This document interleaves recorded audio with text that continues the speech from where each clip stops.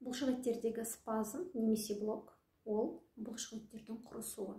Оның қандай зияндары бар? Егер бұлшықет спазмдалса, ол қан тамырлар мен жүйке талшықтарын қысады. Нәтижесінде ол баратын мүшелерде және де бұлшықеттің өзінде қоректенуі мен иннервациясы бұзылады. Мысалы, мойын арқылы өтетін кезбе нерв қысылса, ұйқы безіне импульс келмейді. Ол өз алдына асқазан ішек трактісінде ферментативті бұзылыстарға алып келеді. Екіншіден, спазмдалған бұлшықет қысқарған бұлшықет. Оны осы құрысқан жағдайда ұстап тұру үшін қосымша энергия қажет. Егер бұлшықет спазмының аймағы ауқымды болса және осы құрысу тіпті ұйқы кезінде де сақталатынын ескерсек, бұл біздің ағзамыздың өз энергиясын пайдасыз әрі зиян іске босқа жұмсалуы болып табылады.